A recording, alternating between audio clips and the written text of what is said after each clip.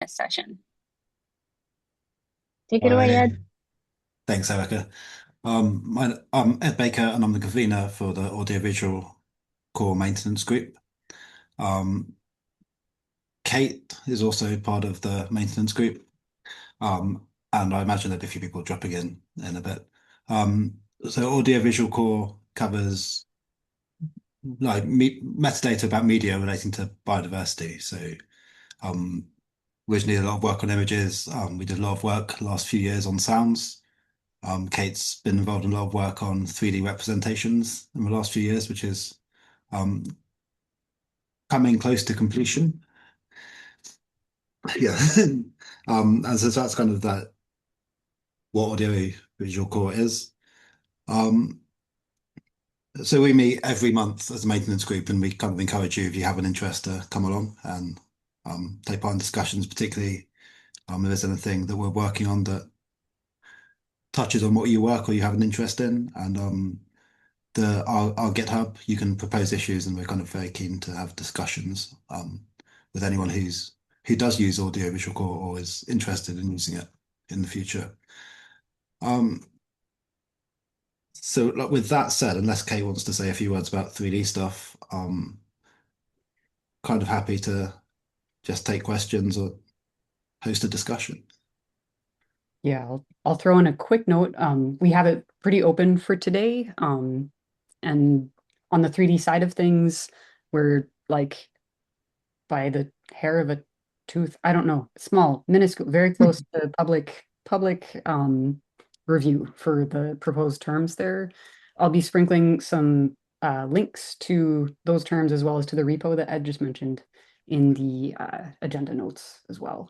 And as a, I don't know, penance for my shameless plug this morning, I know we had some related topics come up in the AI image quality session this morning, and it looks like Yassine is here as well. But yeah, all ears for questions. Does that help? Yeah, that's fantastic. Um, if stuff did come up this morning, maybe we should pick on that first, if that's all right, Yasin, or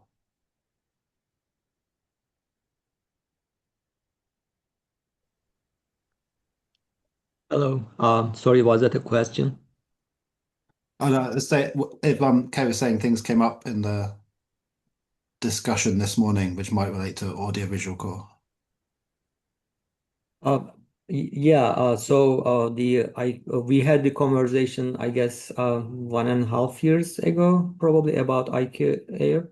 It is short for image quality and AI readiness. Our experiences with the projects that we have been doing within the last 5, 6 years, and then we had the vocabulary generated for our own purposes that we are using in our projects.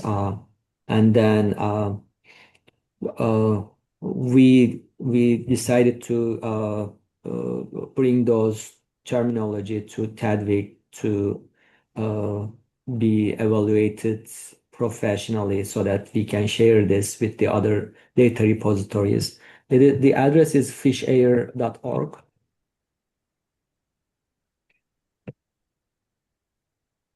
You can find the vocabulary in there, and there are different versions. We first started with having some random terms that we have generated without realizing some of those terms are already exist.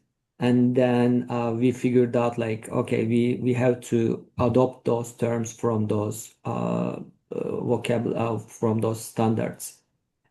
Um, and then yeah, this is we said we will have a task group, and then we just started working on it again under Tadwig.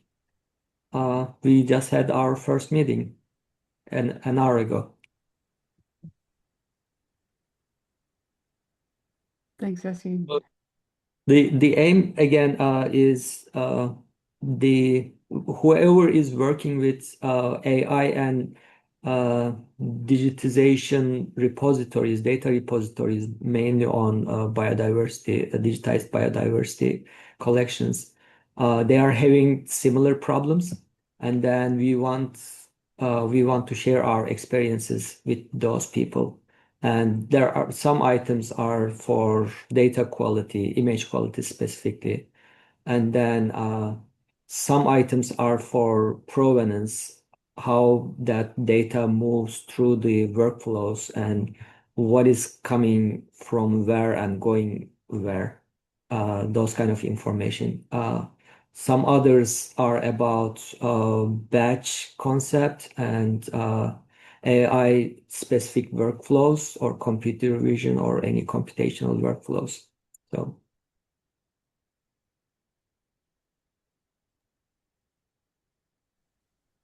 Brilliant. Thank you. Um, were there things that came up which we should be aware of as audiovisual core people? So that was the first meeting. We were just able to have discussions.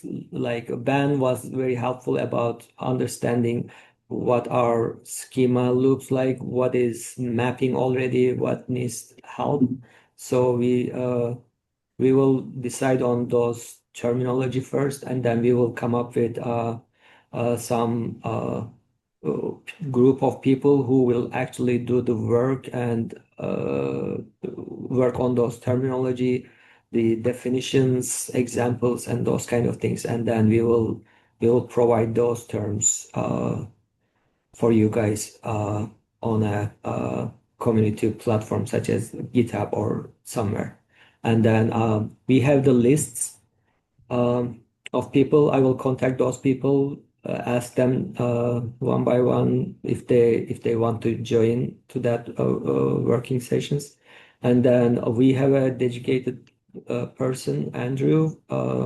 He is more of a librarian. I'm a biologist plus biodiversity informatician, so he is more capable of understanding the schema and metadata and all those things. So we will require his help.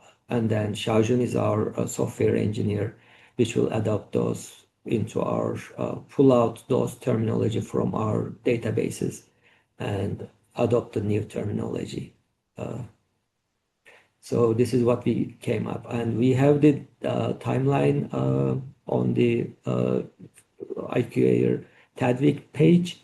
So we are trying to catch up with that deadline. In the first year, we will be mainly working on that fish air vocabulary, which of those terminology can be adopted by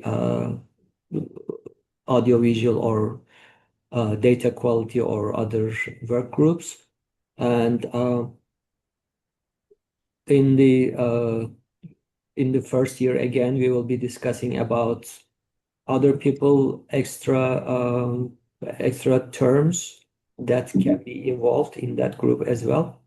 So there are some people who are doing similar jobs and they might have some other terms or fields that they have been using. We will be going for that in the next year. Brilliant. Thank you. Ben, you've got your. Yeah.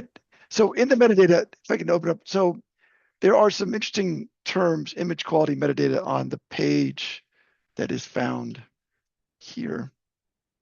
Okay, wrong computer. Hold on. Switch computers. All right. This one. And then a couple things came to mind. So if you go on that page and scroll about halfway down, you'll find the image quality metadata class terms.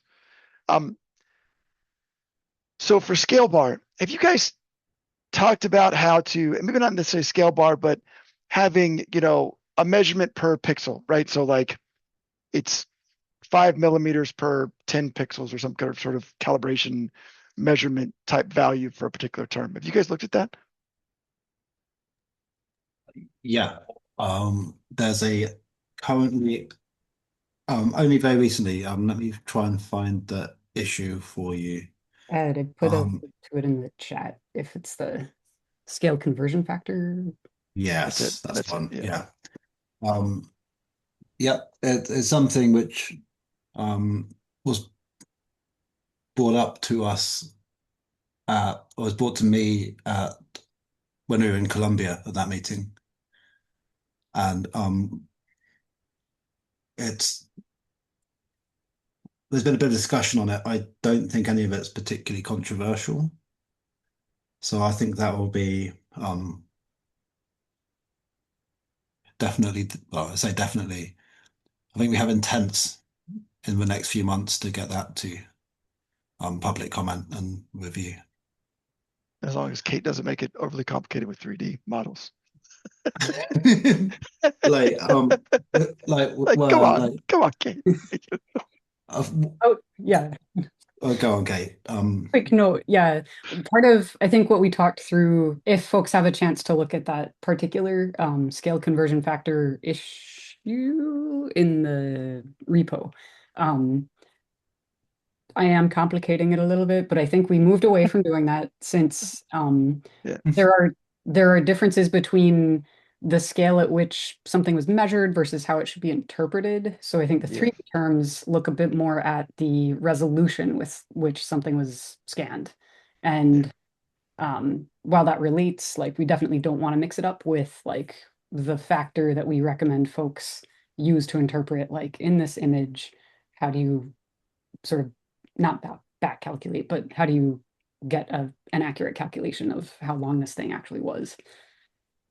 I'll stop talking there. But I think we ended up with like those are distinct terms and you don't 3D will complicate within its 3D bucket, and this one is safe from that, I think. Yeah. Does that yeah. Yeah, and we're slowly coming into this. Like for a long time, like the main part of audiovisual core was just the visual, and we've done a lot of work to take that into primarily audio initially, but video and 3D representations. And we don't want to stuff the standard with duplicate terms where we can use the same one, but we're also not going to cram multiple meanings into the same term if it doesn't make sense. So yeah, we've had some discussion around that, which is why it wasn't a immediate let's go. But I think like in our next management group meeting in June, I imagine that will get okayed for like going to public comment. So yeah, thank you. Sure. Does anyone else have questions about things that are coming up, or Ben, do you have more comments on? I do. But listen, see somebody I else thought has a that might be question. the case. Yeah. Give somebody else a chance before I start drowning on. If anyone else wants to put their hand up, interrupt, send us a comment. If not, Ben gets free reign. So I do have like one thing that I'll tack on after Ben, if that's fair. That was go for it, John. Sure. Okay. Um, I'm curious if there are any concerns about how media and so on are treated in Darwin Core data package. I'm thankful to your group for fast tracking the media class, which was absolutely necessary for us in order to be able to include media in Darwin Core data package.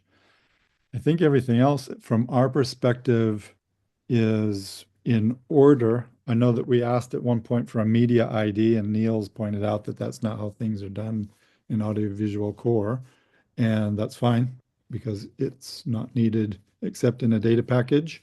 And in a data package, we can use the Dublin core identifier term in context, and that's all just fine. But I'm curious if how we model things in Darwin Core data package makes sense, especially being able to do regions of interest as other instances of media class, things like that. we did spend the best part of a couple of meetings, I think, or a good part of them discussing that.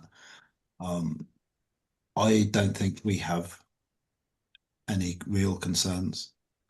Um, Correct me if I'm wrong, Kate. I think getting that region of interest bit in was really important for um, particularly some of the emerging use cases, looking at like camera trap data, doing segmentation and identification of things from audio, which is like where I came at it from. So it's like that's the fact we got a way in that was relatively painless, I think is really good. I don't have any major concerns, and the addition of that class AC media, um, I think it's something that makes a lot of sense and was just waiting for a use case for a long time. So having that come from like Darwin Core DP is great. Do you want to add anything, Kate? Yeah, just along the lines of, I totally agree. The avoiding like duplicating terms side of things, I'm glad Niels picked up on that as well.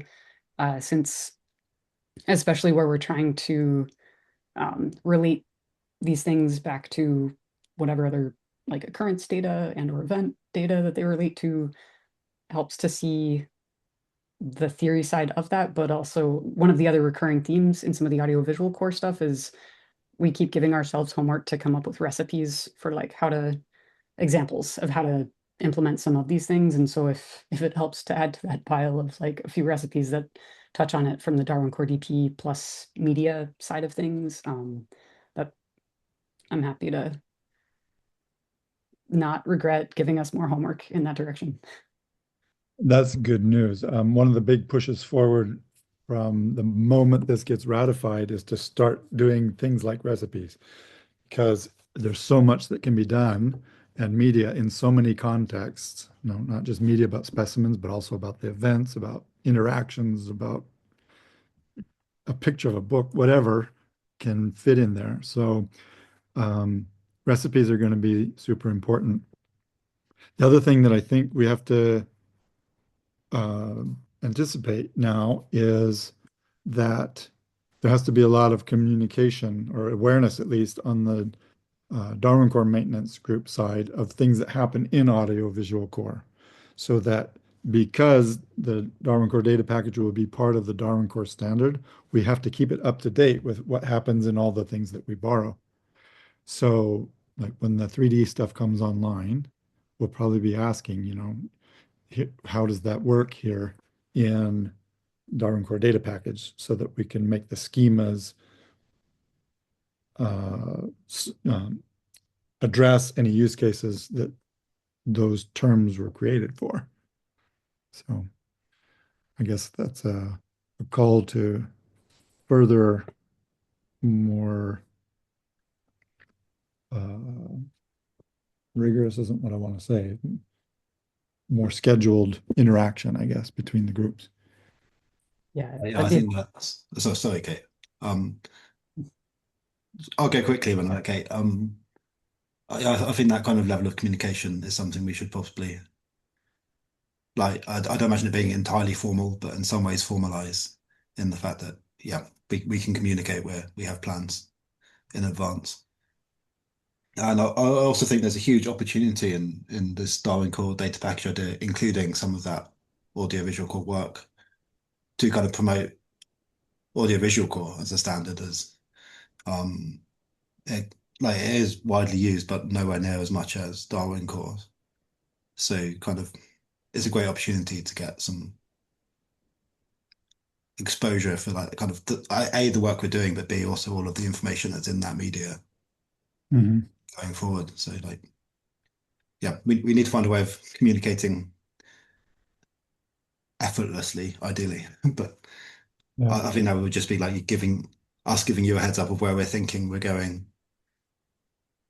And then like obviously the public comment period's a time where we can address any remaining issues. Yeah, I think that part of knowing in advance what's coming is going to be super helpful from the conceptual model side. And then in public reviews or preparations for them, since the schemas will now be part of the standard, the Delaware Core data package for sure will be part of the standard. then there has to be actual issue tracking for anything that is coming from or affects audiovisual core and cross-posting that like we ended up doing with the media class. Um, that leads to a related question. GBIF has an audiovisual core based extension. And one of the questions from the Darwin Core Maintenance Group side is which schemas among those that already exist for Darwin Core archives become part of the standard. And so here it's kind of a question, who takes control of that? Does it remain with GBIF? Does it become part of the Darwin Core maintenance update? Does it become something that the Audiovisual Core Maintenance Group takes control of? Should it be part of the Darwin Core standard or not as an extension? That kind of thing has to be worked out here because we don't want to tread on any feet. For example, it makes perfect sense to take on the measurement or fact extension because it's pure Darwin Core. But the extended measurements or facts extension was something that was constructed by OBIS. And so we wouldn't take that on automatically, even though it's built out of pure Darwin Core 2, but it came from a community that had to solve something and that maybe they feel the need for agility in maintaining that extension. So we wouldn't take that on unless they said, hey, could you please take this on? GBIF said, hey, could you please take this on for extensions and cores that are Darwin Core archives based on Darwin Core? But audiovisual stuff isn't, right? That's coming from the audiovisual core group. Still, we could maintain it if we have this, careful handshaking going on. Yeah, as a quick note, following from that, and it might be a little bit tangential, but like for the parts of audiovisual core that are not strictly like the 3D terms that we're working out, but like for some of the other terms that we've in audiovisual core added over the past few years where usage of them is not as simple as the original like flat terms might have been. For instance, like if the type of audio or type of in the 3D case, if the type of 3D thing is a CT scan versus a 3D model, then valid values that we expect to see are sort of suggested but not like rigidly recommended. Part of what had come up earlier in the Latimer Core session last week related to like what are ways of going about at least drafting, if not like more formally defining some of those things. I don't want to like front load the complicated parts, but if knowing that those are useful for defining terms as well as for GBIF and or others to even, include them as updates within whatever they're already having implemented. Um, those are things that are kind of I would love for us to have a way to have that sort of heads up for you guys in a helpfully structured kind of a way. Whether it's like it doesn't have to. I wander into the weeds and I think of JSON schema type stuff, but like if there whatever the sort of structure is that it should be in, we could yeah aim for that. It sounds like it's not apt for a Darwin Core archive XML schema because it takes another level minimum that a star schema won't allow, correct? Unless something gets totally flattened. Yeah, and if there are ways to flatten some of those things that like if we at least can recommend like I think already the access service has access point or something is a term that kind of lets you nest a lot of stuff in a single audiovisual core record. And I think Matt Blissett had a suggested way of flattening that for GBIF at least within the star schema approach. And so knowing about those things without having to reinvent them might at least bridge the gap until if there is a move away from the star schema or something like that. But in the meantime, just knowing what direction to point folks in. Yeah, I don't suspect that our Darwin Core archive will ever move from a star schema because if you do, why not just use a data package? Mhm. and Yeah. don't make a third thing. And like that, it doesn't really deal with regions of interest or anything in a particularly nice way. Right. And that's like layers and layers of flattening, which, while feasible, isn't particularly nice, I think. Um, I think that's a discussion we probably need to have between like Audiovisual Core and Darwin Core and GBIF to go like, what is the future of this? Yeah. How should this Um, stuff be managed? Governed is a better word. Yeah. yeah, governed first and then managed. Yeah. Um, Yasin, I I put a couple of sample papers that we are extracting metadata automatically from the digitized specimens. My question is, um, how do we handle this? So some of those metadata items, the terms, we capture them manually by using like contractors, human captured metadata. And then some of those are automatically generated metadata. And specifically for the automated metadata, we want to include the software version because we have different versions of the same metadata and they all say different things. So that we want to be able to capture that information. And we are capturing this in batch sometimes. Uh, do we do we have another method or at least can we capture manually, can we capture the information that if the metadata is captured by humans or AI or whatever the algorithm that is producing that data? If you look at the tables only in those papers, you will see the metadata that has been captured in those studies. One thing that comes to mind, or go ahead, Ed. oh, go ahead. I'm still opening the Yeah, thing. I'll vamp for you. The machine observations learning group comes to mind here.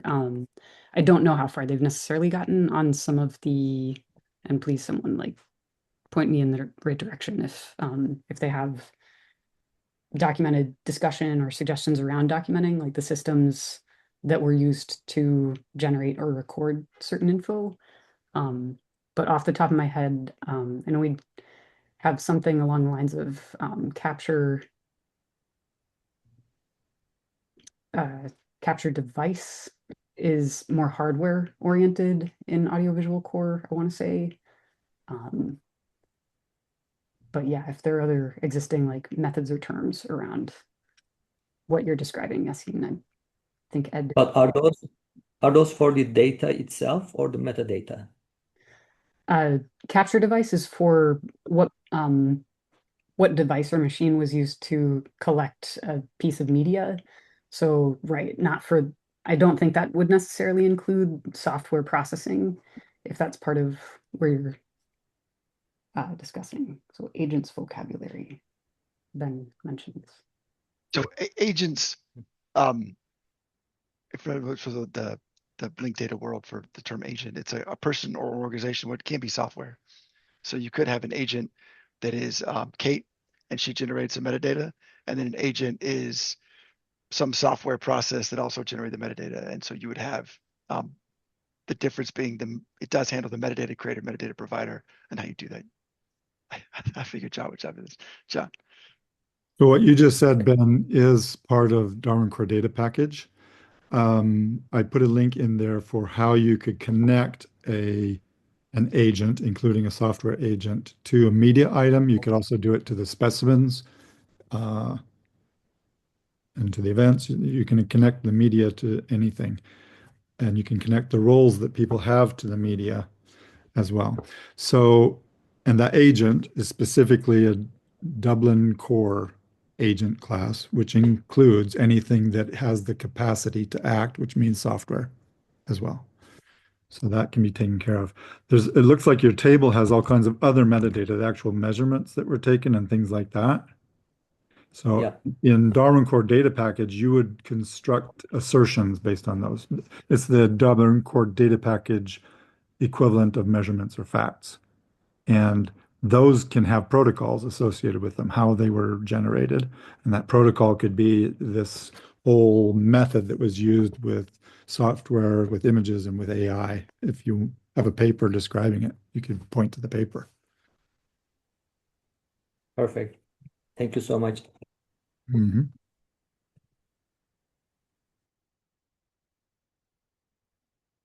So there is kind of like an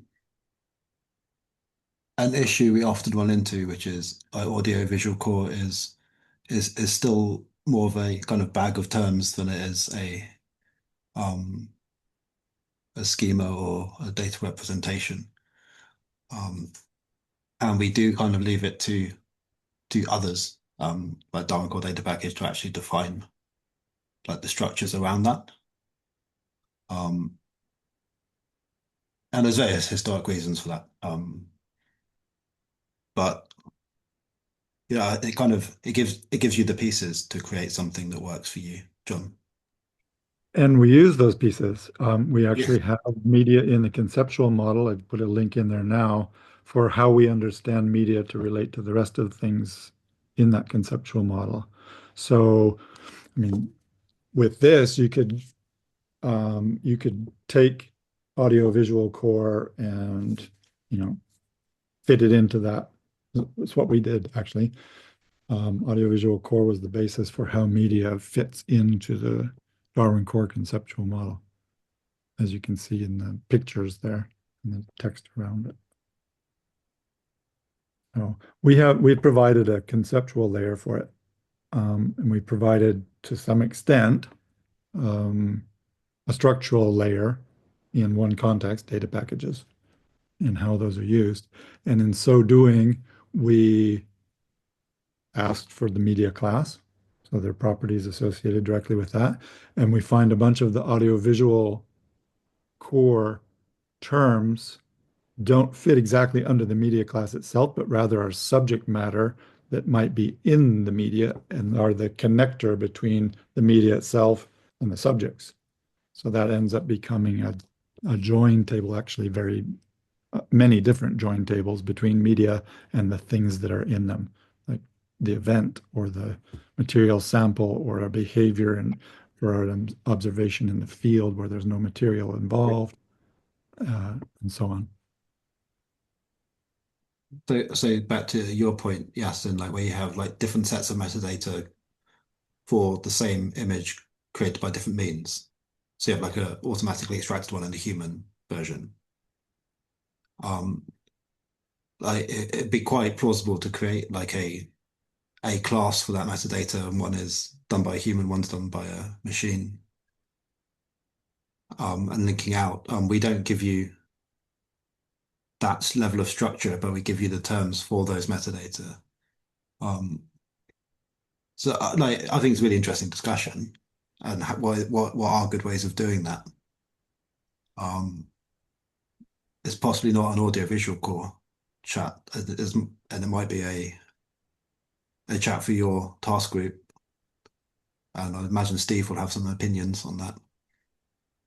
Or it could be a chat we have between us and get some people who are like really interested in that field and go, what's the best way of dealing with this? So Like, I'd love to. slightly relevant question with the batch concept. So we consider like we are producing continuously new data sets out of original data sets or raw data sets, whatever, or previous other products. So we like to keep them in batches. It is not an institution. It is not. It is just a batch of files that has been generated through some certain workflow or parameters, and I can produce another set of similar data set with minor modifications. So we would like to keep them separated from each other. Also, you can consider like in one project, digitization project from one museum is slightly different than another another batch from the same museum. Even though like there could be different parameters, like different person, different device, whatever. That distinction or that difference might make the that different batches having different data quality issues. So do we have that kind of maybe data set kind of parameters or data set kind of terminology, vocabulary for that specific task? Like, not at the moment, but there's been various discussions for coming from quite different points of view about grouping images. Whether they're like a set of images from a camera trap needs to be grouped together. A set of sound recordings from the same location, if you're doing acoustics, need to be grouped together. And if we kind of abstract away the biological reasons for doing that, it's just a collection of images around a certain theme or idea, right? There are some discussions. I could try and dig out the GitHub issue, or I can just send it to you. This is Um, super important for camera traps, this kind of yeah, situation. Camera yeah. trap DP would have helped. Really important, you know. So on our list for this year, like doing some stuff with camera trap DP is up there. We've had various discussions over the last few months about things Peter has sent to us. Peter and I had a chat at the last, like, Tadwig in Colombia about, like, is there scope for doing something here? But that grouping of images together is, in the abstract, a very important thing, and it's something we've kind of had on the back burner for a little while. So um, if you come with a use case from your working group and add it to the existing use cases, we'll probably get to it reasonably quickly, I think. That answers the question. Okay. I'm gonna Claudia, to give someone else a. Can you hear me? Yeah.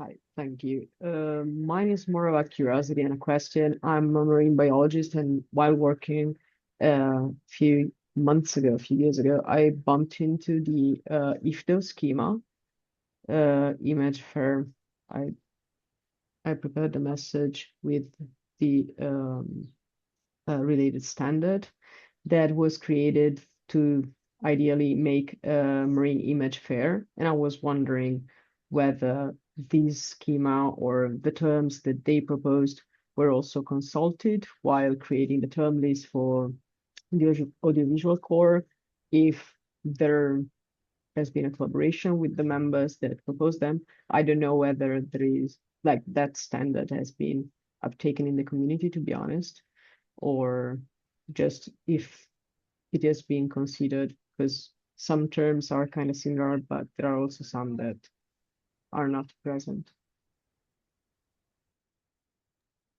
I haven't seen this before as a standard. Yeah, it's new to me too, but every now and then we do take a look at where we have some overlap between and this, I don't know that triple IF is necessarily like, that's kind of a different thing. I'm looking at image fair digital object uh, and what that's defined as. So to the extent that, can you say a little bit about sort of either how you've used it so far, or what some of its like main aims are within the fair digital object side of things, since that's certainly something that is relevant on our end stuff. To be honest, I've never used it before. I just read the paper and took some information from part of the work that I'm doing.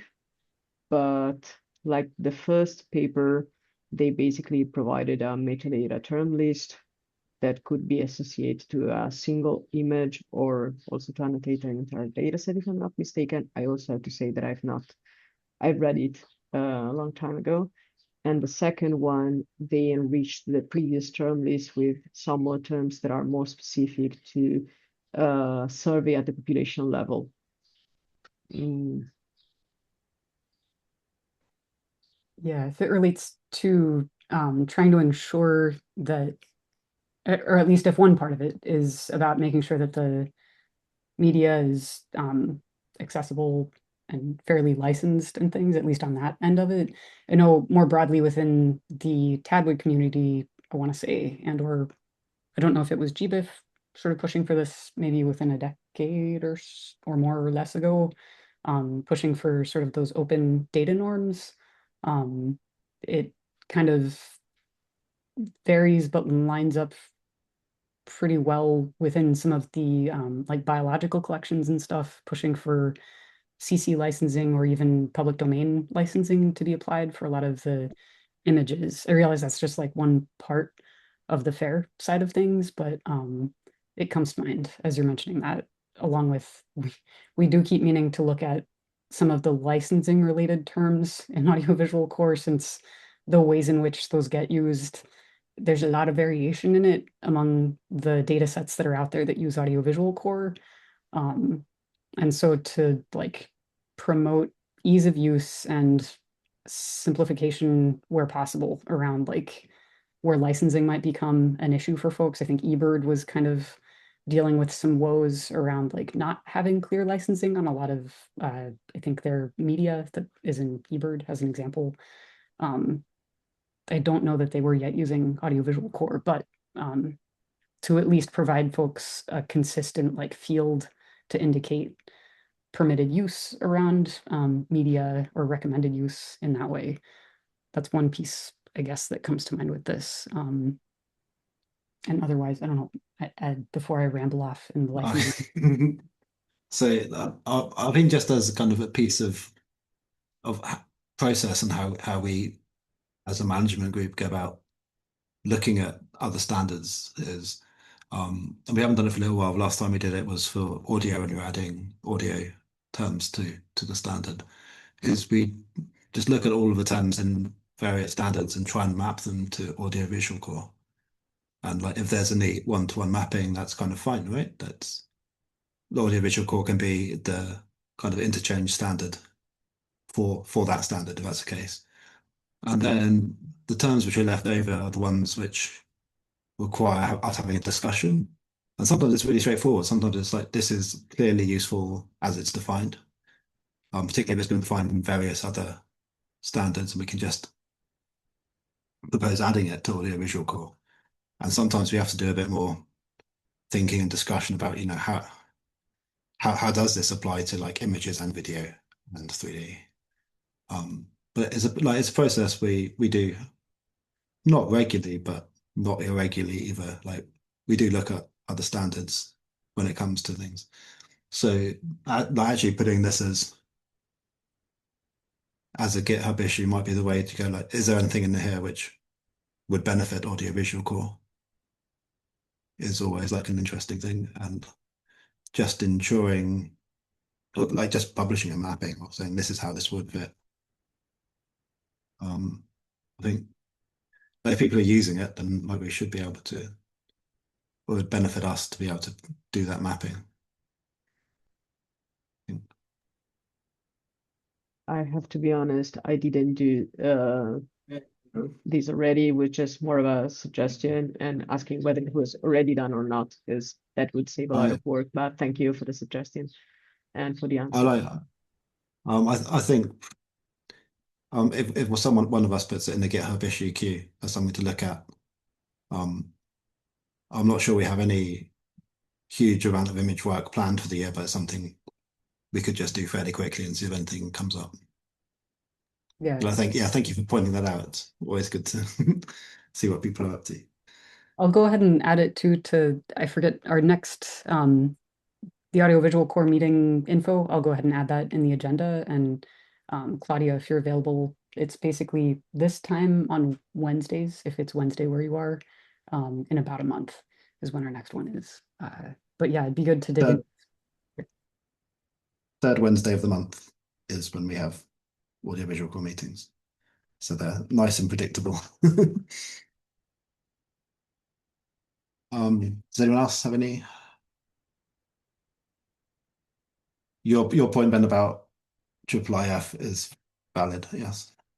I think that should possibly could also be done at the same time or in the same block of work from our side. Yeah, and Ben, you had thoughts and questions too on other. We've got about like 10 minutes. Oh, you're muted.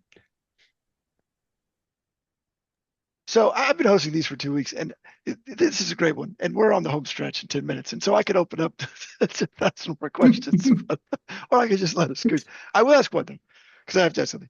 So when Adobe dropped their documentation of their metadata terms, what effect did that have? And did you entertain the idea of actually basically republishing them with new URIs? I mean, what was the response to those? Just as a side note, like Adobe had this metadata scheme, Audiovisual Core borrowed some terms, that Adobe said, we're out, and then just sort of dropped the documentation. And so I know you guys borrowed those terms, and we talked about borrowing terms a lot in Tadwig. And so what was the effect and what was the response? They are still defined in the PDF, and we've kind of made some fudgy efforts to get around it. Yeah. And I'm not sure we've got around to it. Like we've been making a list of people at Adobe to badger about this. Say various members of the group have ways into Adobe. So I think we're kind of badgering them. Ideally, we're going to badger them into doing it, putting it back. I don't think any of us holds out a huge amount of hope, but it's kind of worth the try because there's a lot of infrastructure, not just us, which is built on that. Yeah. I'm kind of having mixed feelings. In fact, that like they are widely used, even though they have been neglected.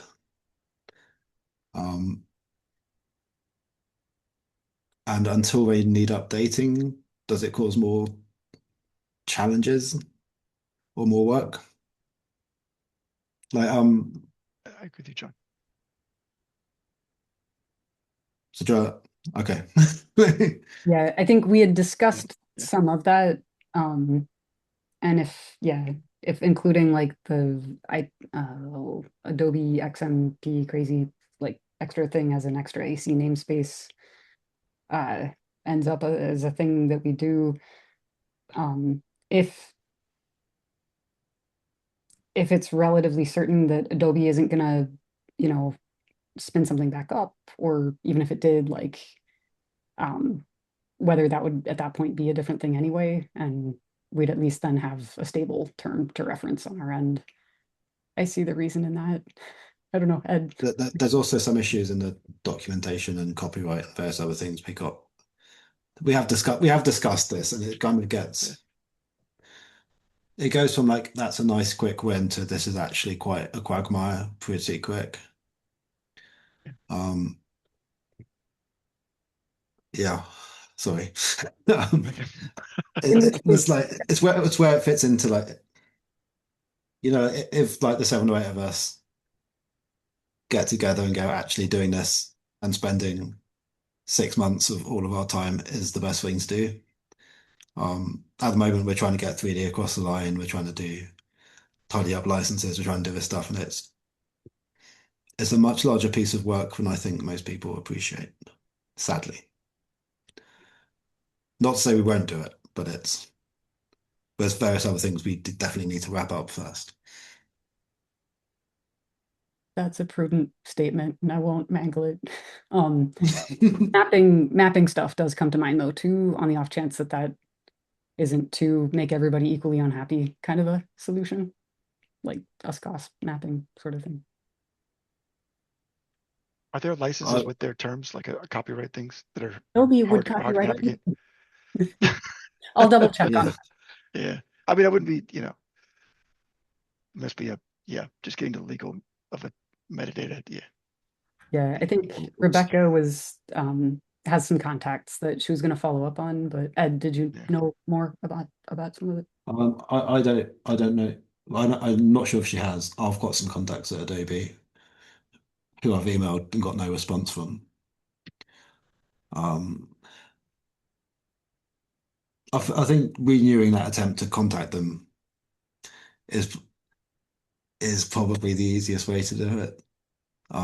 And if not, we can prepare for like a major chunk of work because I think it's going to have. I think the quick look we had where all of the definitions were copyrighted, even if the terms weren't, kind of makes it more of a like re-implementation than SCORS, possibly.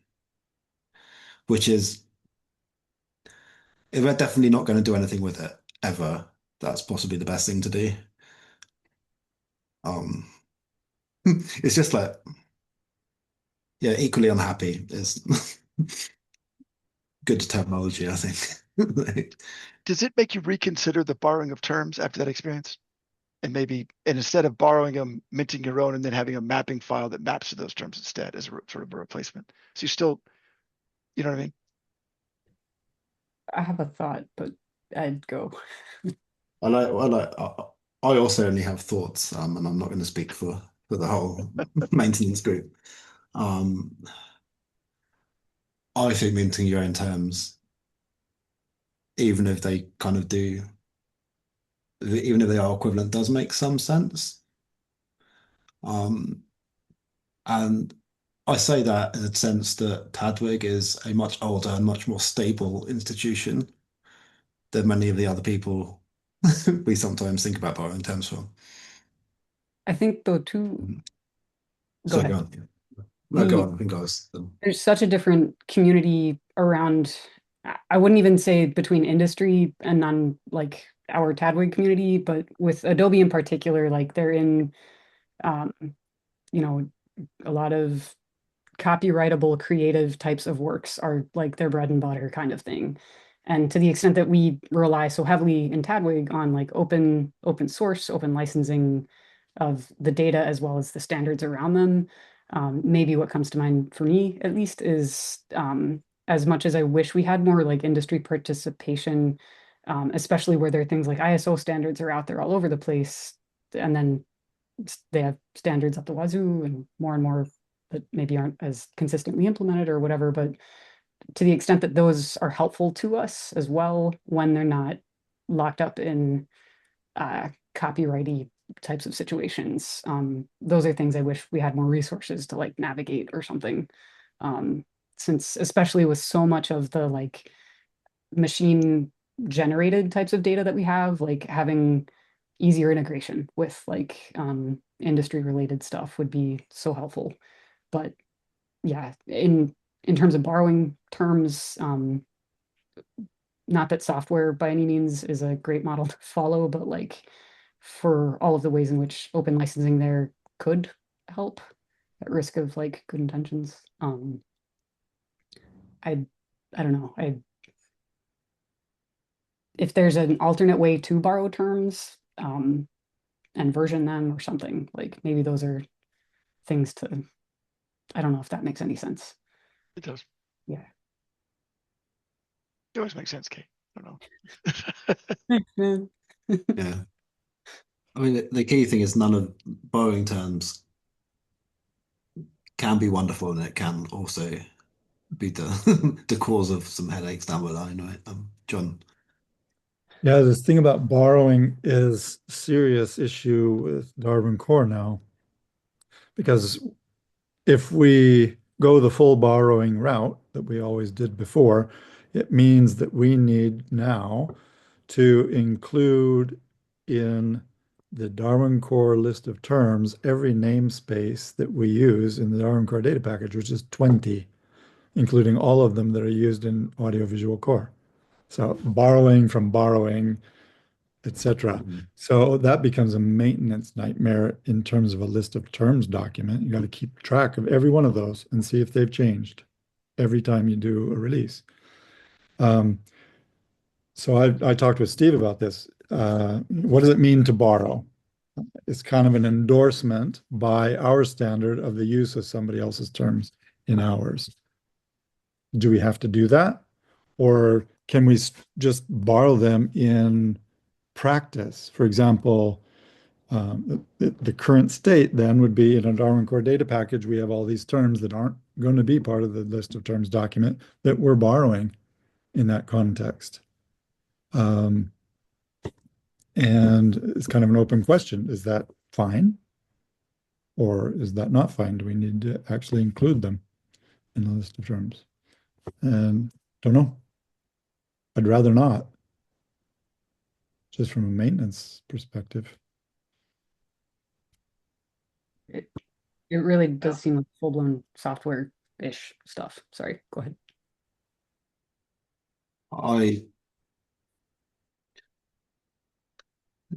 On a personal level, over the next 10 years, I can imagine we'll do it less and less as it turns out these things aren't maintained and we need to use them. And yeah, that kind of bloat of imports is that's just in Darwin Core data package, right? If someone imports that as a standard in their own standard, then this bloat becomes quite real. And I think we're possibly in a place now where like SCOs can free us of some of that. Like people can make those equivalencies themselves, or use published SCOs resources to make those equivalencies if they want to. I just feel I expect the vast majority of people who are publishing stuff to say GBIF don't touch that, right? Like it's kind of that equivalence between terms is probably a fairly niche activity for people. I just not say it's not valuable, but it's not many people doing it. And do we just assume that those people have the skills to do that? And does that save the rest of Tadwig an awful lot of time and resource? It's probably a discussion we need to have much more broadly. No, I just published a couple of value lists, and I was going to borrow values and just immediately abandoned the idea. It's just me. Like tracking is just like, but to have a table underneath it, I haven't added yet, that maps to those terms. At least give them citation. Like, hey, these came from this. We're not borrowing them, but like these did come from these vocabulary, so you cite them in proper citation. Hopefully, but I've not gone back to those people and say that that's sufficient. But it's like just managing it is just. I mean, even if you have a whole maintenance group, I don't see how you, just sort of the quagmire of things. Yeah, I like the branching idea, but Yeah. it's quagmire certainly. Conscious of time, I think I mean the last thing we say about that is I think undoing things we've used before and other things it'll take a huge amount of work and understanding how people are using standards, who's using standards. It's not I don't see any quick or easy route through it, even if it is worthwhile. And the question is it worthwhile enough to cause disruption potentially? And if it is worthwhile and it is going to cause disruption, then it's probably got to be a joint effort between various standards to move away from importing bits and pieces. So not to push this onto technical architecture group or anything, but I think it might have to come from there. Sorry.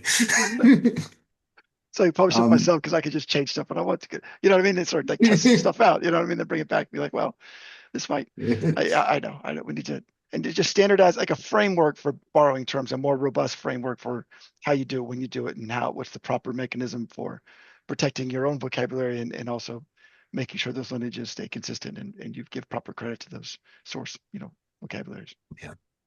All right. Time is up. Thank you everyone for coming, taking part in the discussion. It's really nice to see so many people. It's really lovely to see you, Yasin. We've finally got this group off the ground, and thank you for leading that. And thank you to Ben and Erica for facilitating it all. I'm sure you've had quite a busy few weeks now. They've been great. They've been really good. Yeah. This is a great one to end on. Yay. Yes. Notes for folks. Just as a quick note, the link to the Zoom thing for our next Audiovisual Core meeting too is at the top of the agenda doc. So add your add your email in there if you'd like us to contact you, or I'll make sure contact is available somewhere in this doc, if that's okay. Brilliant. Yeah, thank you, Kate, for being around, and thank you all for coming, and hopefully see you either at our meetings or in person sometime soon. Thank you. Thank you. Thank you. Thank you.